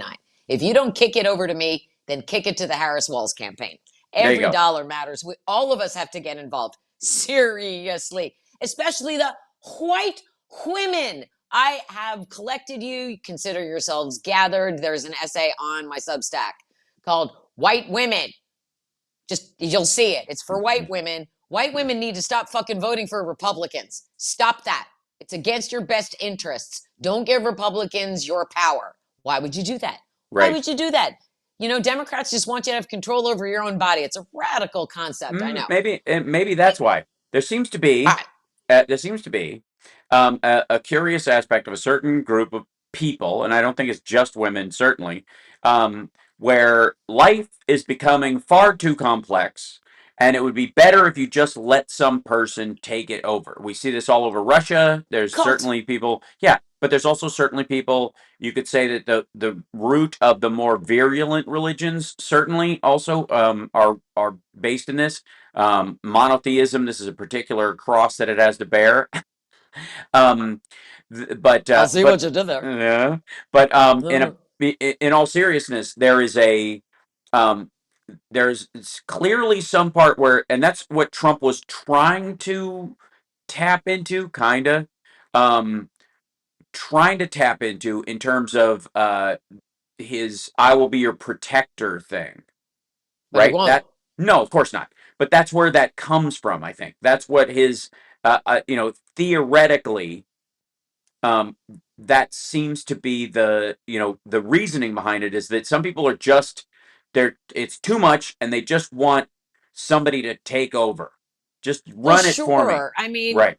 I think every human being has that feeling at some point. I mean, I would love. Sometimes I wish that there was someone here to take care of shit for me, Right. but there isn't, and so No. it's just me. And if I don't do it, it doesn't get taken care of. And having personal responsibility absolutely matters. And Donald Trump continues to show people who he is every single time he opens his mouth, every single time he appears at a rally, every single time he sharts into Truth Social in all caps. He's not going to take care of you. Just look at the way he treats his own family. Yeah. If that's not enough proof, if you can't do anything else to separate these candidates, look at the way they treat their families. Listen to the way they speak about their families. Donald Trump doesn't talk about loving his children. Donald Trump can't name any of his grandchildren, I will guarantee. And there's Kamala Harris talking about making family dinners. Oh, he can name and the hot one. He can name the remember the pretty girl who spoke at the RNC? He brings her up a lot. Junior's daughter. Yeah. Junior's daughter. Yeah. Yeah, no, they're grooming her real good. Oh. It's so disgusting. Oh. Again, like I wish that there was a way, truthfully, Yeah. that I could sit down with MAGA people away from their pals online and sit down face to face and show them stuff without anybody else being like, "Oh, dude, she's lying to you. Oh, dude, just call her a nerd." Right. Like, just push away all of the cult of personality stuff and look at the records and look at the facts. And one of the things that I tell people as we're in these last weeks and they're frustrated because they can't get anyone to believe them, because again, like we touched on with the media and the this and the that, and there is a place that you can go on the internet for a truthful account of both Donald Trump's administration and the Biden-Harris administration. There is one source that you can trust because it hasn't been filtered through any media, and it's the White House website. Yeah. whitehouse.gov/the record. That's where you go to find out what Biden and Harris have done. You can also go back and see what previous administrations have been done because the previous administrations are archived. You can look at the record yourself. So when you say, do your own research, which is usually what they say on Twitter to distract you from staying on message, like send you on a wild goose chase to find me facts, and then you'll come back and they'll be like, well, I don't believe you, go find another one. whitehouse.gov/the record. That's not through the media. That's no one telling you what to think or feel. Those are fact. What just came on the screen? What did that say? It's a little, it's one of the chatters, so I was going to throw that up there while you're talking about it. I can't read it. She goes, it almost makes no sense, Sarah, and how the Republicans don't care about women. They don't even act like they do. So what is the appeal? Republican politicians aren't typically lookers. No. Agreed. It's daddy issues. I think there's a lot of daddy issues tied in. Yeah. There is, I mean, if you separate cult mentality from, and I've listened to women talk about stuff like that. There's subjugation from their husbands and fathers into believing that they are second-class citizens, that they are there to serve. I'm there to be a birthing vessel. I'm there to serve you. If Republicans have this view of Republican women, then it's up to us to have conversations with Republican women, not Republican men. So that's why I wrote the white woman thing. Share it with white women. Because again, in a Project 2025 led America, and Project 2025 is real. We know it's real. It's a real thing. 140 former Donald Trump staffers from the White House are working on Project 2025. One of the people, his entire campaign staff is hooked into Project 2025. J.D. Vance wrote the introduction to Project 2025. It's real. They're going to try to control Republican women's bodies just like my body, just like any Democratic woman's bodies. Those are the facts, and they are available to everyone. And the thing that you have to do is what Michelle Obama told us at the DNC, which is have those difficult conversations and step outside your comfort zone. They wrote 960 pages. You don't write that many pages if you don't intend to follow through. Nobody does that. It's a plan. It's not concepts of a plan. That's a plan that they have. That's the only plan that they have. Right. And their plan is to destroy America as we have enjoyed it all of this time. And also, it goes back to what we were talking about earlier, is look at Jesus Christ. Yeah, I would like to say... He looks like... I don't know how you would say that the Republican Party aren't the men aren't lookers. I mean, hubba. Look at... I mean, Jesus Christ. Put up a picture of Mitch McConnell. That was months ago. That's not now. This is from molting. court. Yeah. He's Oh man. And so here's what we're looking at is what we're looking at someone who doesn't take care of himself, who doesn't sleep, he shat himself on stage again because we have Uh-huh. the audio from that. We Twice. heard it twice. He's Yeah. miserable and he's terrified. He's Yeah. terrified because when he loses to Kamala Harris, which everyone is saying it's a landslide, going to be a landslide. I'm very burned by 2016, and it's very Sure. hard for me to have hope because as much as what I'm seeing and what I'm hearing and what my gut is, I can't. I have to wait and see what we see, especially Sure. with the fuckery that we're seeing in Georgia, where they want to hand count the ballots, just like that's in fucking fury, and we can't hand Right. count the ballots. This human error will kill that. So all of this fuckery, like, please do me a favor and just find the truth and focus on the truth and throw away the cult of personality. We already know who he is. We already know what he is. It's about the facts. Yes. And the facts should, like, we know where they are. So those are the things that you have to share in the conversations that I've been having with people like, well, they don't believe they whitehouse.gov/the record. There's no lying there. There's no lying. Right. So, and we don't have anything to gain by telling you to go read the facts for yourself, except having our country remain free. Right. It's for democracy. We're doing this for democracy. I've been playing this game of like whack-a-mole with weird references that he brings up lately, trying to figure out because, like he said, as Eurasians yesterday, we have a bunch of. That's not a word I've heard since like the 80s. Yeah, that's not a word that actually exists. As Eurasians isn't a like I don't. He's like, and we have a lot of them in our room, and they're in our room, but we'll talk about Are that they later. in the room now, Paw? Right, exactly. Jesus fucking Christ. So that one I'm going to have to hunt down because there's going to be clearly some. He'll say it again in another thing, and he'll fix the word that he mispronounced and was too embarrassed to go back and fix. And you'll go, oh, okay, this is what he's talking about. Now I can get into what the fucking meat of this is. He's really obsessed with Venezuela, like you were talking about. Well, it's because he gave the Venezuelans a fucking free pass. They're on him. He again. There are a lot of Venezuelans who are seeking refuge in this country with good reason and are trying to get away from the horrible regime down there and stuff. And Donald Trump's last act before he left office was to give them deferred enforcement protection. It was under the DED program, which is different than temporary protected status, which requires them to be vetted and go through the process and just be protected from deportation during that process. DED is just ignore them until later. It's so fucking obvious. Like he could have put them because giving them temporary protected status, he didn't like the sound of that. No, right? He just wanted because DED sounds like dead, like he gets to kill them or something. But anyways, he gave them. Oh DED. my god! And he wishes that he could. It's right. Just, it's so disgusting. Like everyone, a year and a half. Human is illegal. It's just everything that he does is disgusting. Donald Trump gave them a year and a half. Protection against any enforcement and removal at all.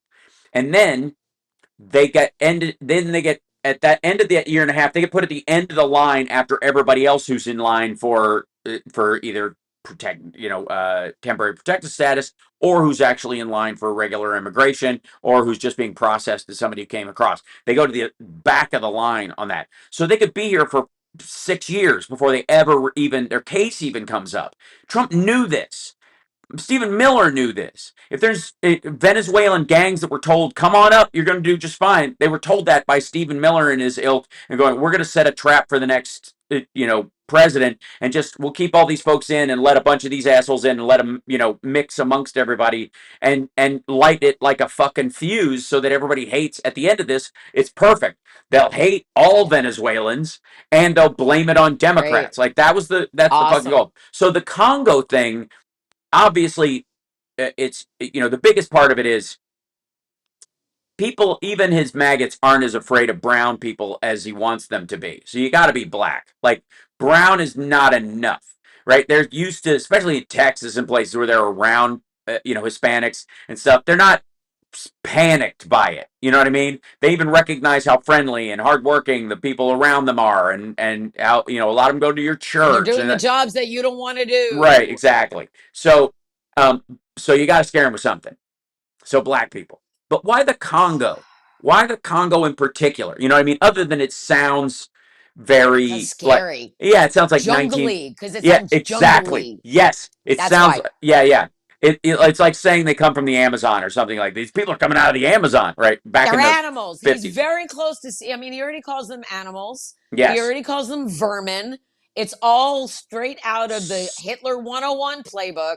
And So again, I but so why I would, so here's the thing. Let me show this here. Okay. So okay. this I think I figured out what the fuck why Congo and not another African nation. So Because it sounds like it's the deepest, darkest, scariest jungle where the blackest black people come from. oh, it's certainly, That's what it is. It's but heart of also darkness. but why is it in his head as the word Congo? Why is that one? I'll tell you why. Because Because money. It has the something to do with money. yes, because because Okay. the daughter of the leader of the Congo, who's a dictator, who Trump would like under any other circumstances if he wasn't that color, um, bought through a shell company.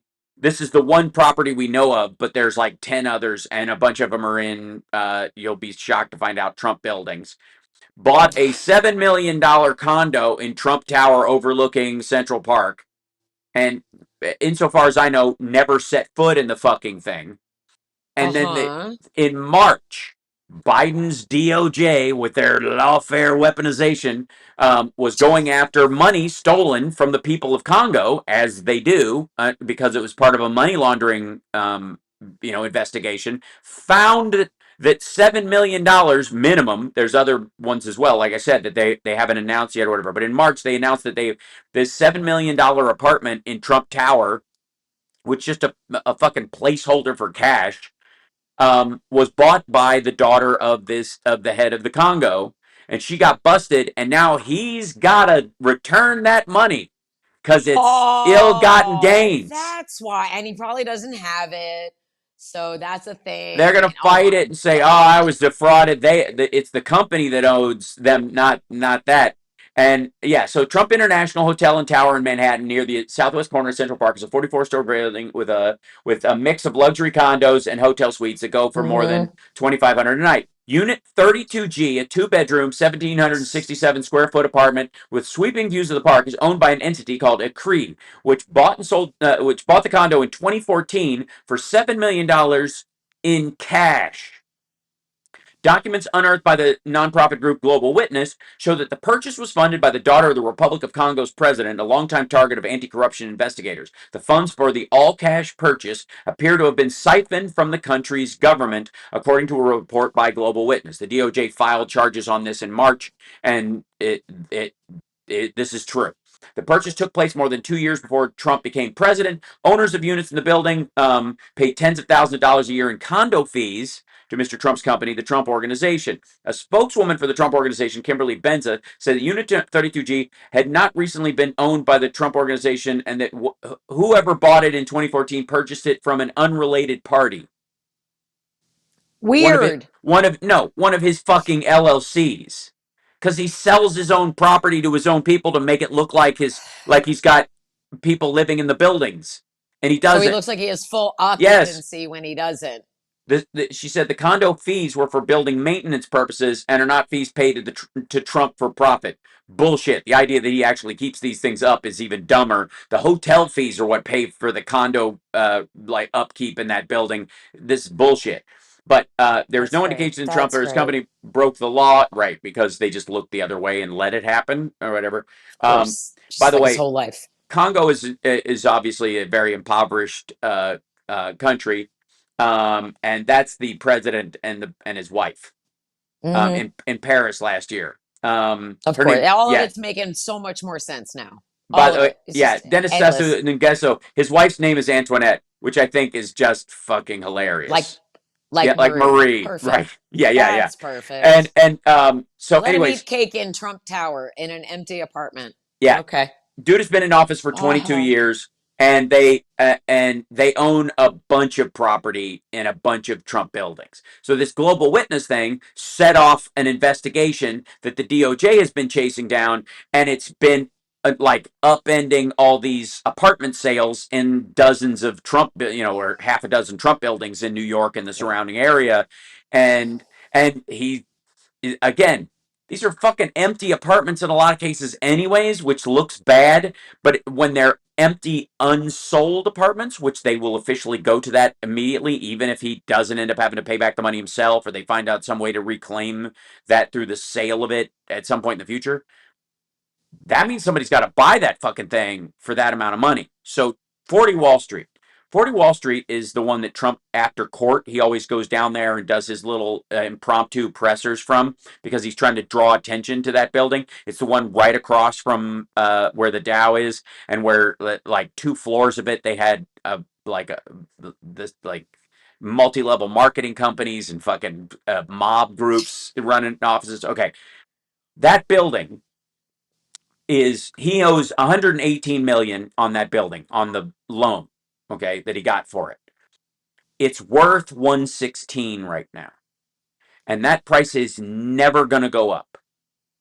It's never going to be a prime piece of real estate, that building, because you'll have to knock it down and build something else, which is a billion-dollar endeavor down on Wall Street, no matter who does it. So nobody's going to. It's just going to lose value until it's super cheap and people can buy 3 buildings and turn them into one giant mega structure or something like that, because it's just how it is down there.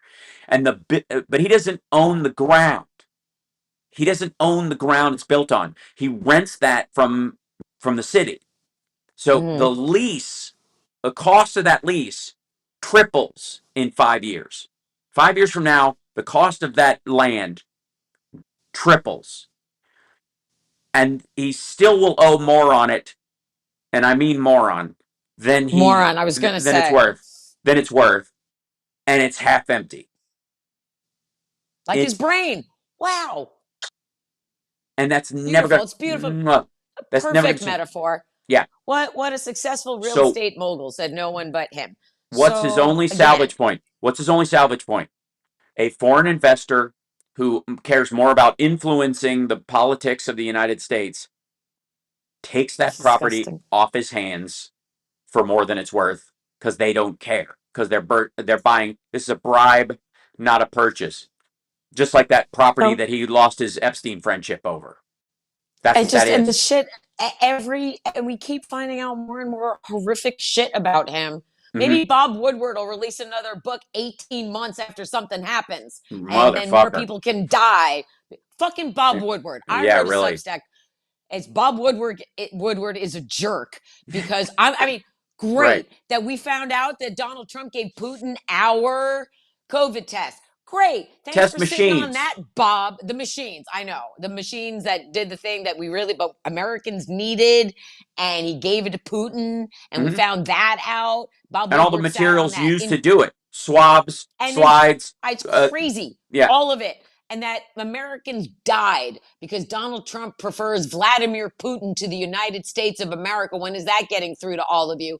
And it just reminds everybody that in 2020, he interviewed Donald Trump in February of 2020, when COVID was just like this thing that was kind of like buzzing around, and we weren't sure what it was, and what's it going to be, and is it bad, is it going to come here, and what, we're scared. And Donald Trump is telling the public, don't worry about it, it's not going to come here, and if it comes here, it won't be that bad, and if it comes here, it won't be that bad, blah, blah. He told Bob Woodward he knew it was in the air and that it was deadly, and that it could kill people. And what did Bob Woodward do? Did he run to MSNBC and get on the air with Lawrence O'Donnell and be like, I'm breaking the story of the century, that's not Watergate? No. He fucking sat on it until his book release date in the fall. And 500,000 Americans died between February and September when his fucking book came out. And it's disgusting. It is disgusting. There are plenty of other things he could put in his book. He's Bob Woodward. He's going to sell books no matter what they are. And it's fucking insane. It makes me crazy, because there's no accountability for Bob Woodward. Just because he's not an investigative journalist anymore doesn't mean he doesn't have responsibility when somebody tells him shit. If somebody told me that, especially if it's a crime, I would qualify that as... That's like accessory to mass murder, because Donald Trump already knew what he was doing. For every one of the machines that Trump sent to Putin, that's an American hospital that went without one.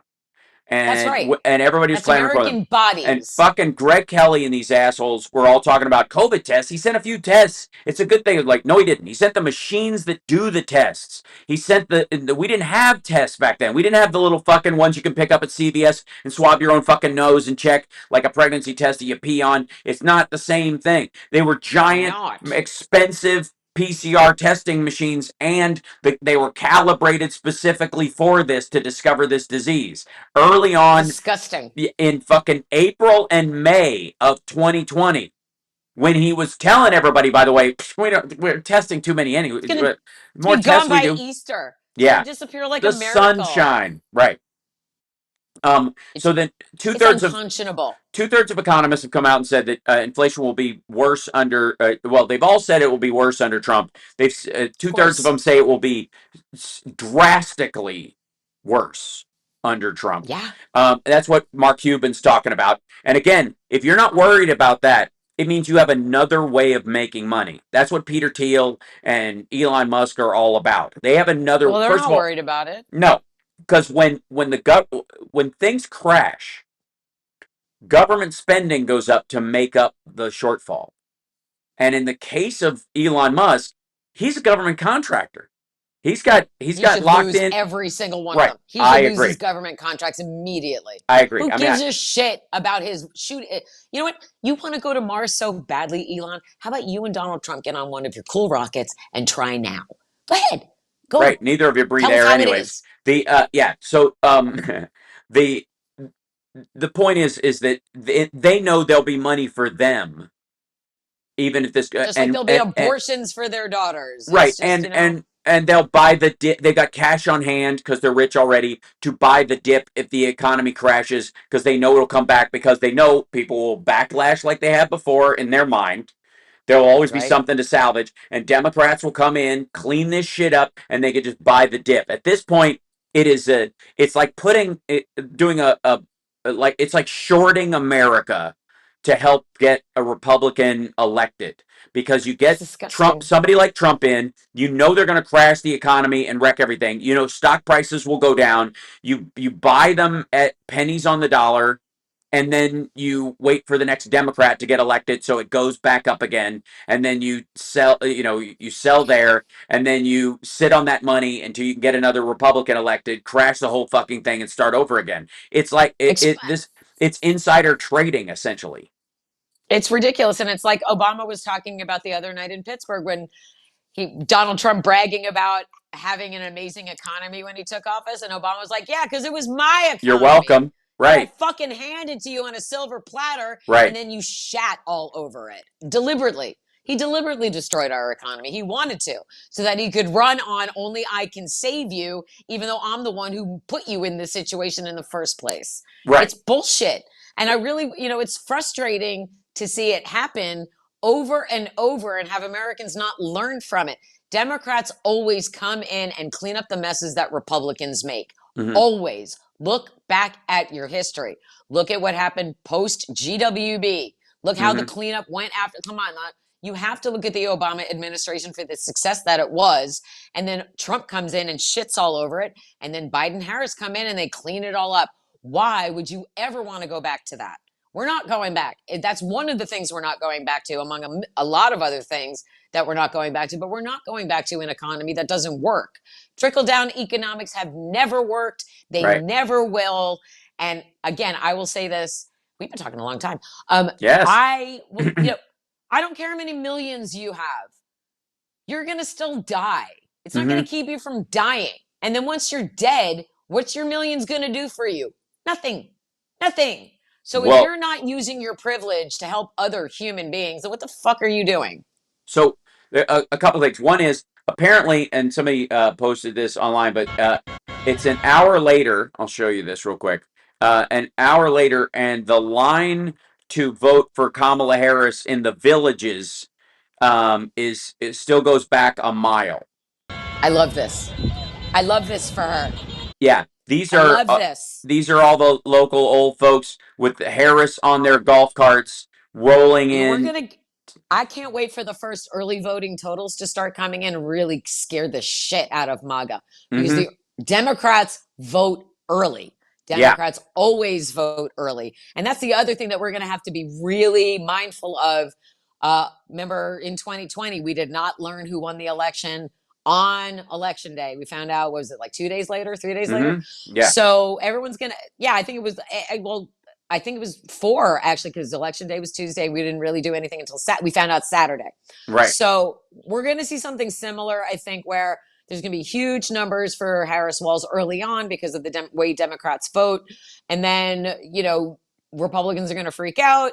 And then on There's also election day, not going to be There's also not going to be, though, this automatic red wave on the day like there was on COVID, because there won't be as big a distinction between who's voting on the day and as far as Dems versus Republicans like there were. Because it was almost like 80%, some odd number of voters were Republican voters voted on election day and 20% by mail or something. 37% of them are voting by mail this time around. But that doesn't mean there's more of them, which is very clear again. And Democrats are voting in huge numbers early, but there's also going to be a lot more Democrats voting on the day as well in a lot of places. And a lot of like Democrat leaning independents, especially, will vote in person on the day. A lot of people, though, are this saying the vote was baked in August, no matter what, and that's true. Democrat versus Republican, that that it's basically settled in that regard as far as the volume. It's just about to get out the vote and make sure that nobody cuts votes out or denies people the right to vote running up to it, which is what they're trying to do. But the volume, I'm telling you, between Trump's like racist horseshit and Democratic enthusiasm, which is very high, and November, and the number of women who I don't know what they're telling their husband on the ride over in the truck with the Trump flags on it, very well may throw that lever towards Kamala. I think we're going to see a lot of that. And everyone who's watching, remember, your vote is your business. You don't have to tell anybody who you voted for. You don't have to tell your spouse. You don't have to tell you don't have to tell anyone. It's a choice. You can tell anybody you want. You can be one of those people that takes a picture of your ballot and tweets it and shares it with the whole world. You can do that if you want. Or if you're really, truly worried about repercussions, lie. Lie to your spouse, lie to your MAGA spouse and tell them that you did. Who cares? Who cares? No one will know but you. And you will know in your heart of hearts that you did the right thing. Look at the Republicans who are standing up for Kamala Harris. And you can say whatever you want about Dick Cheney. Fuck them. The enemy of my enemy is my friend right now. And we have to be, if Republicans are willing to step up and put country ahead of party now, that's the example to follow now. And we can worry about 2026 and 2028 when we get there. But for right now, when we are seeing Republicans showing up more for the Democratic presidential nominee than their own nominee, I think that should speak volumes. And we also have to remember that most of the voting public of this country is not on social media. They're not on Twitter every day fighting. They're not posting all of this stuff. They're keeping it to themselves and they're keeping it quiet, and they're going to use their vote as their voice, which is what all Americans are entitled to do. And that's what we ask you to do. Like, if your true voice is telling you inside that everything about Trump is wrong, but out in the world, you have to tell people, oh, I'm a Trumper. I don't care. I don't care. Make sure your vote is what is speaking for you the most, the loudest. That's what has to be the loudest. Right. And we're right here for you. Democrats welcome everyone. We don't like Swifties. We don't care how long it took you to get here. Right. Thank you for being here. And my mother just texted me. My mom is going to be here next week, so she's very excited. My mother, she won't be here in time for us to hang. Like, she's coming after the show next Monday. But I'm taking her to Low Bar Corral next Tuesday night because it's an all Billy Joel. It's an all Billy Joel night. Nice. It's gonna be great. It's gonna be great. So anyway, 35-35 in the chat is what I'm seeing as I'm gonna say goodbye. It's 35-35. I love when numbers are lined up like that, angel numbers or whatever.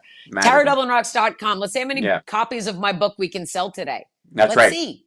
Yeah. Tara Dublin Rocks. It's a great book. It's gotten rave reviews.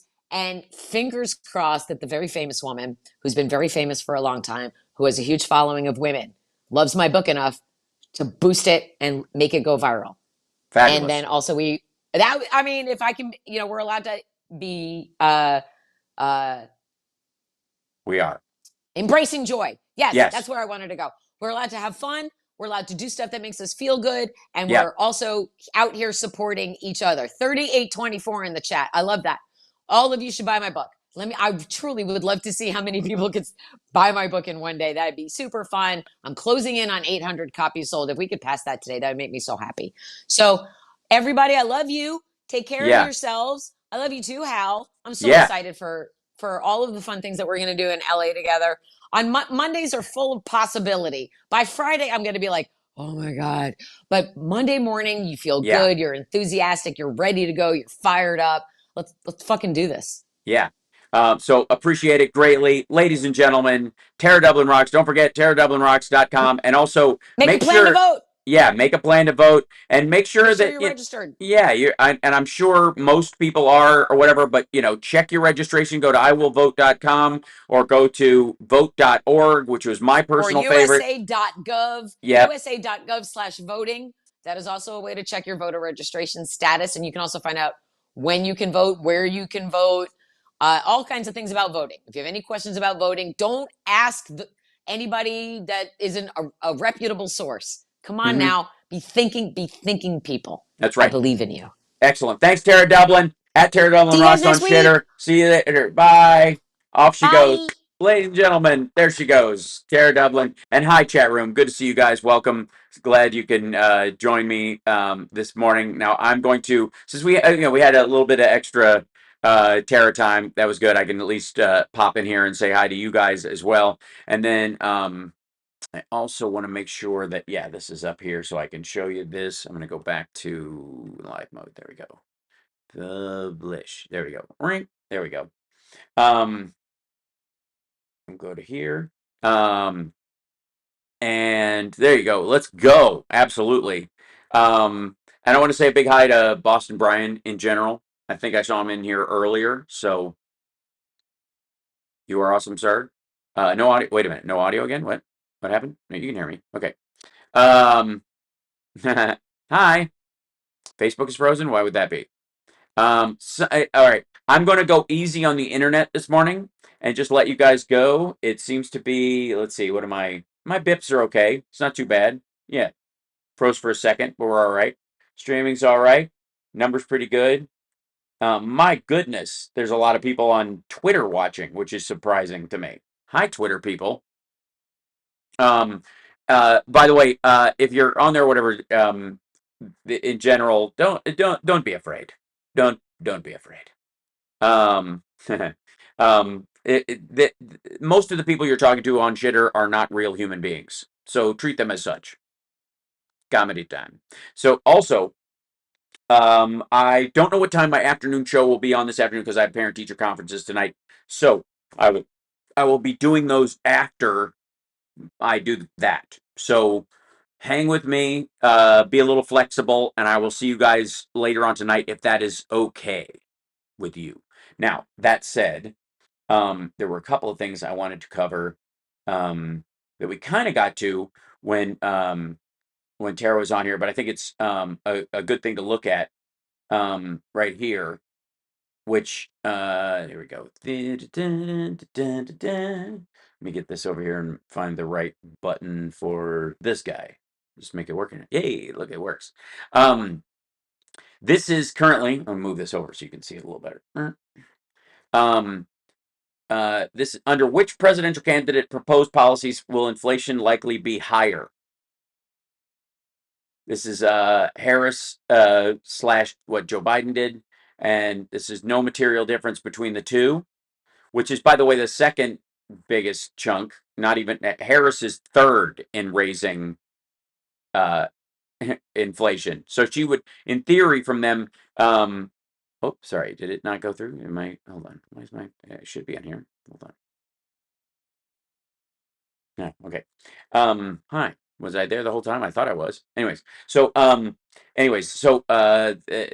you'll notice, the top one is the Donald Trump one. This is what Donald Trump would do to inflation because largely of his ignorance about tariffs. Let's just be abundantly clear. So We'll clarify that with everybody. And chat comes back in. The chat is ready to display messages, and poof, it will. There you go. But I'm technically safe from the kid. I'm safe from it here. I can't even utter its name for fear that it might follow me all the way um, to KC. Let's see. And we'll go to here. And like I said, Harris is going to do an interview with Brett Baer. It tapes in the afternoon and will air at 6 p.m. Eastern. He's going to sit down with her outside of Philadelphia while she's there. It's her first formal interview with Fox News. She's done little blurbs before and been asked questions before, especially as vice president. But she's literally going to do a regular one.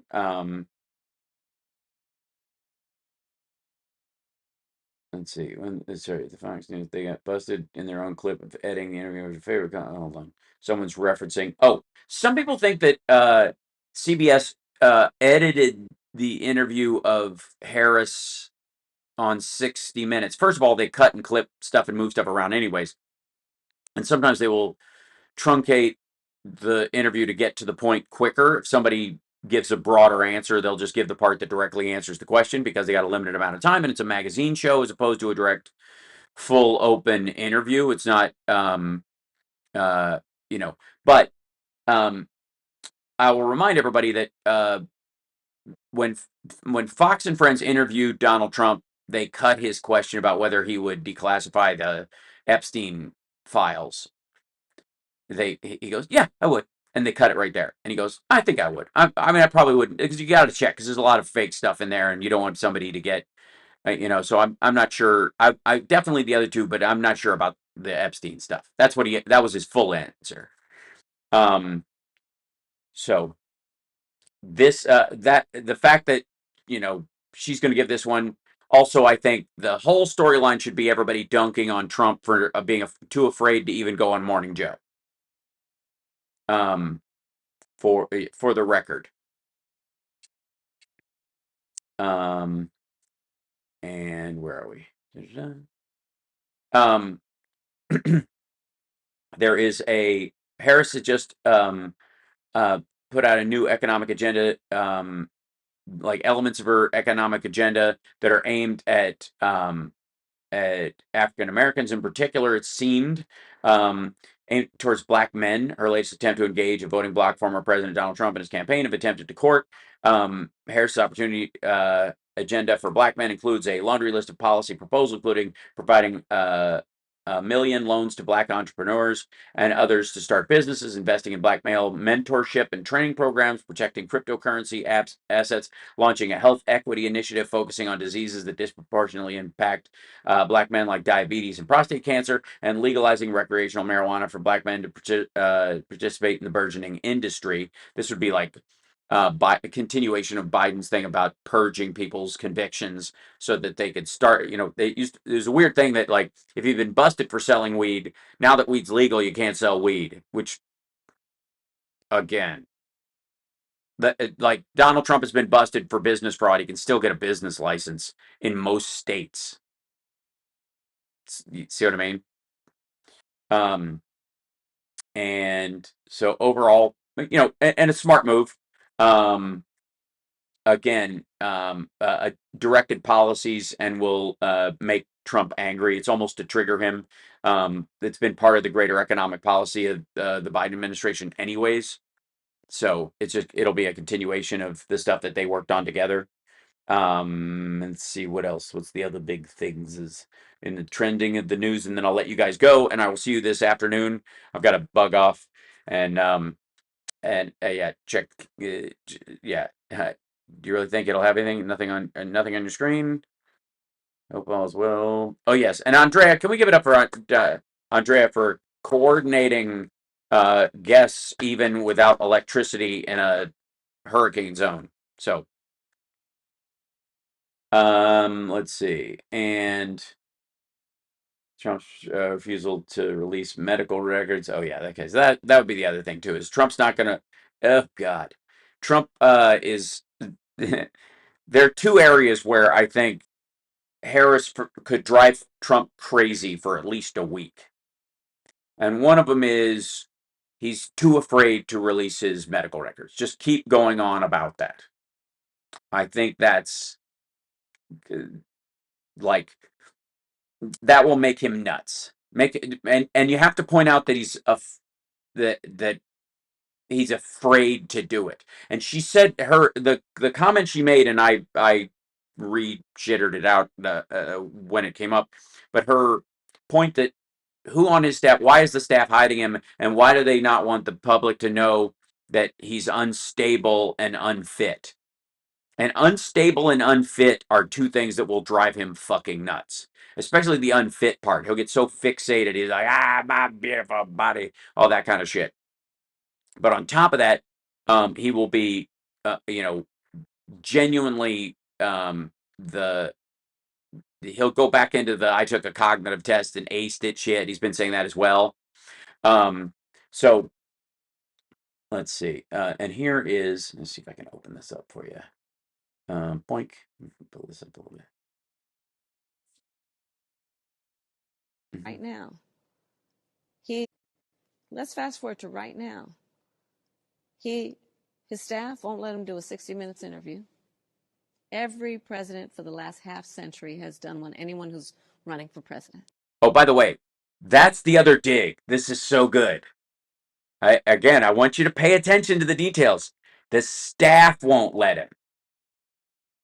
Because, there might be some belief that you can call Trump chicken shit and he'll respond to it by going, I am not, and that'll be that.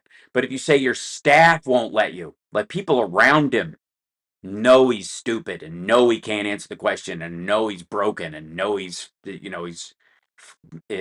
faculties are failing and stuff. And so they're not letting him do it. Anybody at that point then who talks to him and says, nah, we don't need to do that, suddenly becomes suspect because Trump is a paranoid asshole. It's pretty great. Hold on. Mm-hmm. Play this guy. Everyone has done it except Donald Trump. He will not debate me again. I put out my medical records. He won't put out his medical records. And you have to ask, why is his staff doing that? And it may be because they think he's just not ready and unfit and unstable and should not have that level of transparency for the American people. Yeah. Unfit and unstable. Those are the two key phrases you're going to hear a bunch of times, folks. And it's, oops, there we go. Chat and bing. There you come. Unfit and unstable are the two hashtags that will chase him around, and it will work. And the idea that she's attributing it to his staff is a smart thing because let's be abundantly clear, it's absolutely true. Like his family members and his staff are talking him out of things. He might be in the mental state where he's like, I could totally fucking do this, and they're like, no, nah, you don't need to do that, boss. That's not. No. It's the emperor's new clothes. They're trying to tell him to put something on before he goes outside. The problem is they know if they open the door, he'll go outside buck naked. And I'm sorry for that mental image, but that's why. Just letting you know. That's crucial to the understanding because first and foremost, it's true. They know he's unfit, right? And it freaks like it. They're freaked out about his state. Everybody who's watching him that has any fucking brains, who works around him or works with him or is like Glenn Beck just spoke at his fucking rally. Look, Glenn's full of shit, but he can spot it when he's falling apart. He can see that Trump is falling apart. He can't hide it. He'll find other ways to talk him up, and he'll say he's chosen by God and he was almost assassinated and blah. He'll excuse all kinds of shit, and that it's just fucking magic. It's one of the reasons why they're talking about him like he's fucking magic, is because they know that if they talk about him in earthly terms, it ain't good. They have to believe that he's just guided by God's hand to do the right thing. Because if they rely on what's left of his fucking brains, they're in deep shit. It's scary. Yeah, and part of the reason why Elon Musk and his buddies are moving in is because they know they could just like Putin knows, just like Xi Jinping knows, and other members of the CCP and the fucking Kremlin know, you can control him with flattery, like an old farty king in the fucking 1500s. Think about Trump and what he is, and like how he, as a real estate guy, think of him as like a monarch of a shitty kingdom. And he found out there was another kingdom next door, the Kushner kingdom, and he married off his main daughter, like his prettiest daughter, his pride and joy, to that other kingdom to share in their real estate wealth. I mean, this is shit's been going on that went on for centuries, right? Everything's a reboot with this fucker.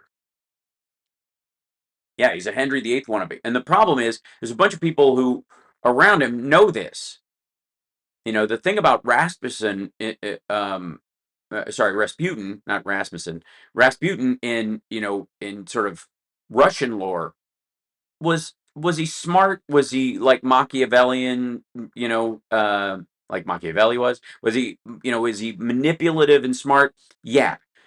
But a big part of it had to do with the person he was talking to. They were gullible, rich, self-involved fucks who thought they were ordained by God. And when somebody believes that, they're a lot easier to manipulate. Musk knows this. Peter Thiel knows this. They don't even have to try that hard.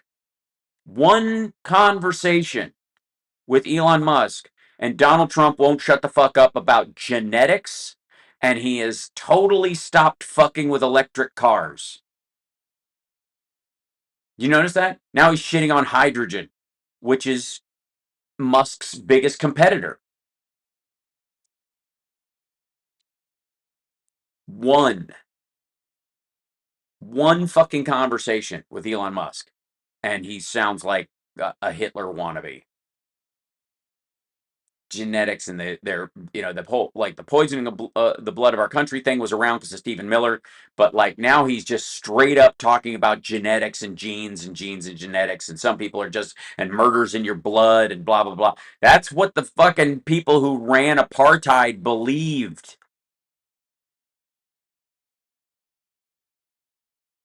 Yeah.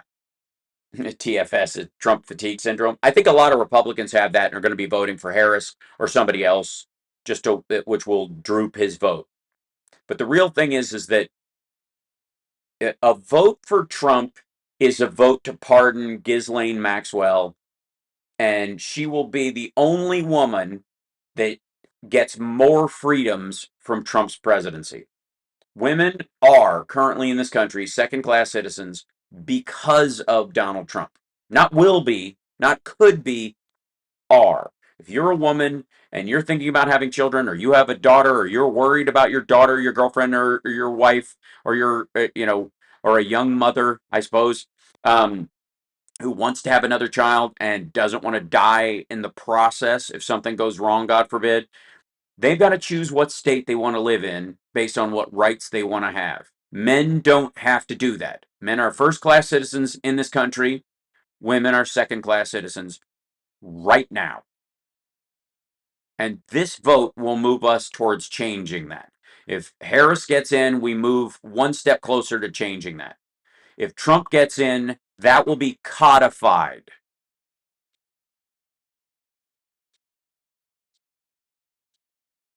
If Trump gets in, the damage done to women's rights will expand.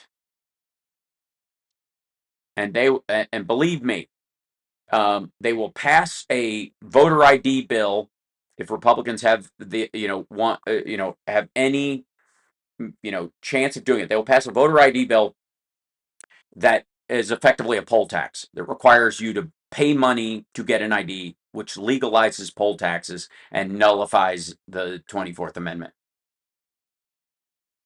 So if you haven't got me a birthday gift yet, My birthday was on September 25th. Maybe think about voting early. That would be a great gift for me. Bank your vote, get it done, vote for Harris, and vote blue all the way down the ticket. Right now, if you want to look at how the swing states are looking, look at how the Senate races are going. They are leaning heavily blue in all of them. And this is and whereas they might look like they're even for president, the reason for that is because of poll jacking. Because Trump and his ilk, working with Rasmussen and with like the groups that they've had, you know, kind of pressing there legally since he lost in 2020, they're working the polls. So when they call around, look it up for Republicans, they have a specific group of people that always answer. And those people, yes, I'm going to vote for sure. Yes, I'm voting for Donald Trump. Yes, I'm a Republican. I call myself a Republican. And then they have a bunch of people go, yes, I'm a independent. Yes, I'm voting for Donald Trump. But they're not. And their vote didn't change, didn't move. They're the exact same people that voted last time. It isn't, you know, they're poll jacking. That's what that is. That's why, and the reason is because Trump can pay for poll jacking for himself. That's where he's spending a bunch of his money. Whereas Senate candidates can't afford that shit. They're too busy doing the actual, get out the vote stuff. They're doing real rallies where they try to get voters to get excited to help them get elected. That's the focus of their campaign expenditures. Trump is just poll jacking. He's doing rallies and poll jacking. That's all he can do. Yeah. So, anyways, again, a vote for Trump is a vote for Ghislaine Maxwell to get pardoned, and a vote for women to be permanent second-class citizens. And probably, if he had, you know how he loves Rush Limbaugh, and what did Rush Limbaugh said? What did Rush Limbaugh say? What did he say? Does anybody remember? He said, all of our problems started when women got the right to vote. I mean, he said a bunch of other racist shit and all that stuff too. But I'm not kidding. He said it, and he meant it. And understand, Donald Trump gets most of his political philosophy from Rush Limbaugh and Roy Cohn. Roy Cohn, who died of AIDS and who was hoarding medicine because of who he was and his stature while he was in the hospital, and famously said, Roy Cohn is not gay. Roy Cohn is a straight man who sleeps with boys.